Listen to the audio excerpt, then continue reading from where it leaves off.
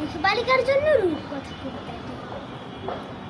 আমি যখন ছোট ছিলাম খেলতে যেতাম মেঘের দলে। একদিন এক মেঘবালিকা প্রশ্ন করলো কৌতূহলে, এই ছেলেটা নাম কি রে তোর? আমি বললাম ফুসনি। মেঘবালিকা রেগেই আগুন, মিথ্যে কথা, নাম কি এমন হয় কখনো? আমি বললাম নিশ্চয়, কি আমার গল্প শোনো। সে বলল শুনবো না, যা। সেই তো রানী, সেই তো রাজা, সেই তো একই ঢাল তলোয়ার, সেই তো একই রাজার কুমার পক্ষীরাজে, শুনবো না আর ওসব বাজে। আমি বললাম তোমার জন্য নতুন করে লিখবো তবে। সে বলল সত্যি লিখবি?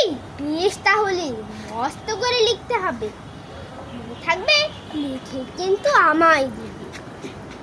আমি বললাম তোমার জন্য লিখতে পারি এক উক্তি। লিখতে লিখতে লেখা যখন সবে মাত্র 2-4 পাতা, হঠাৎ তখন ভূত চাপলো আমার মাথায়। খুঁজতে খুঁজতে চলে গেলাম ছোটবেলার মেঘের মাঠে। গিয়েই দেখি চিনামুখ তুই একটি এনে এ তল্লাটে। একজনকে মনে হলো ওরই মধ্যে অন্যরকম। এগিয়ে গিয়ে বলি তাকেই, তুমি কি সেই মেঘবালিকা? তুমি কি সেই? সে বলেছে মনে তো নেই, ওসব আমার মনে তো নেই। তুমি আমার লেখার কথা বলেছিলে? সে বললো সঙ্গে আছে, সেটাও গায়ের ছিলে।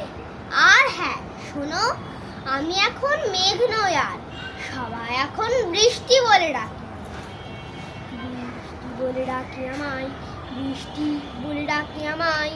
আপন মনে বলতে বলতে আমি কেবল বসে রইলাম ভিজে এক কাপড় জামায়, গাছের তলায় বসে। বৃষ্টি নাকি মেঘের জন্য? ধন্যবাদ।